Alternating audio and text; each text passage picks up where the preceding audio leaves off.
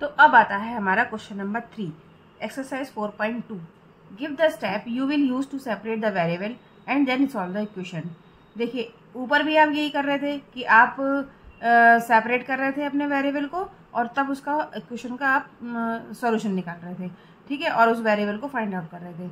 लेकिन यहाँ पर क्या है कि वहाँ तो प्लस और माइनस ही था, फिर डिवीज़न का भी आपने सीख लिया, मल्टीप्लिकेशन भी आपने सीख लिया कि आप मल्टीप्लाई करना पड़ता है आपको, कभी कभी अपने वेरिएबल को सेपरेट करने के लिए कभी कभी आपको डिवाइड भी करना पड़ता है। लेकिन यहाँ आपको देख रहे हो कि इस इक्वेशन में आपको अपने वेरिएबल को फाइंड आउट करने के लिए यहाँ पर इस 2 को भी हटाना पड़ेगा और इस 3 को भी हटाना पड़ेगा। दैट मीन्स कि आपको यहाँ पर प्लस वाला काम और माइनस वाला काम भी करना पड़ेगा और आपको मल्टीप्लाई और डिवीज़न वाला भी काम करना पड़ेगा।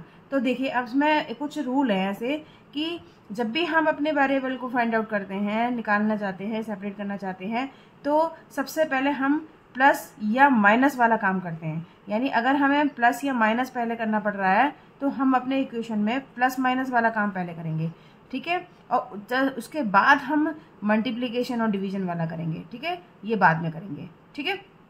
तो अब आप इस बात को यहाँ पर क्वेश्चन से पूरी तरह समझ जाएंगे कि इसको हम कैसे कर रहे हैं। तो यहाँ पर देखिए आप सबसे पहले अब हमें क्या करना है, ये देखो मल्टीप्लाई वाला है लेकिन ये यहाँ पर प्लस वाला माइनस वाला है। तो यहाँ पर हम क्या करेंगे, पहले हम प्लस माइनस वाला काम करते हैं, ठीक है। तो अब हमें यहाँ पे क्या करना पड़ेगा, इस 2 को हटाने के लिए, ये माइनस का 2 है तो प्लस का 2 अगर हम कर देंगे तो ये दोनों एक दूसरे को कैंसिल आउट कर देंगे। तब यहाँ पर आपका बाद में बचेगा 3n।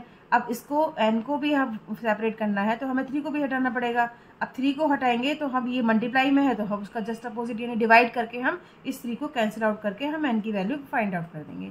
तो अब देखिए करते कैसे हैं। तो सबसे पहले हम क्या करेंगे, 3n माइनस 2 है तो इस 2 को हटाने के लिए हमें प्लस 2 हमें यहाँ पर ऐड करना पड़ेगा और यहाँ पर आपने ऐड किया है तो यहाँ पर भी RHS साइड भी आपको 2 को ऐड करना पड़ेगा और आपको यहाँ पर शो करना पड़ेगा कि आपने किया क्या है। तो यहाँ पर आप पहले लिख लो, ठीक है, एड 2 बोथ साइड, ठीक है, ये बोथ साइड। अब देखिए ये 2 एक दूसरे को कैंसिल आउट कर देंगे और ये बचेगा हमारा 3n इज इक्वल टू, अब ये कितना हो गया 48 हो गया। अब हमारा मकसद तो यहाँ पर n को सेपरेट करना है, n तो अभी भी सेपरेट नहीं हो पाया। तो अब हमें क्या करना पड़ेगा, जो ये 3 है इसको भी यहाँ से हटाना पड़ेगा। अब इसको जब हम एलिमिनेट करेंगे तो हमें ये मल्टीप्लाई में है तो इसके साथ अगर हम डिवीज़न कर देंगे इसी डिजिट का तो ये इजीली एलिमिनेट हो जाएगा। तो 3 से अगर हम पहले फिर यहाँ लिख देते हैं, हम मेंशन कर देते हैं कि हम कर क्या रहे हैं। तो डिवाइड कर रहे हैं ना हम 3 से, डिवाइडिंग 3 बोथ साइड।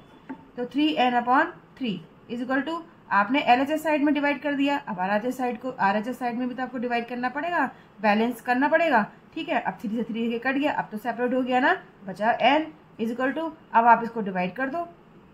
तो देखिए जब हम यहाँ, मैं करके दिखाती हूँ यहाँ पर हम कैसे करेंगे। तो 3 की टेबल पढ़ो, इसमें 4 में, तो 3 1 जा 3, यहाँ बचा 1। अब इस 8 को यहाँ पर लिख दो, 3 6 जा 18, 6 टाइम जा रहा है ना, तो आपका आंसर आ गया 16। तो आपका n की वैल्यू यहाँ पर इजीली फाइंड हो गई कि n की वैल्यू 16 आ गई, ठीक है। अब आता है हमारा बी पार्ट में है equation 5m + 7 is equal to 17। तो अब यहाँ पर देखिए पहले इस प्लस वाला काम खत्म कर देते हैं हम, प्लस माइनस वाला। तो अब यहाँ पर ये प्लस का 7 है, इस 7 को पहले हटा दो।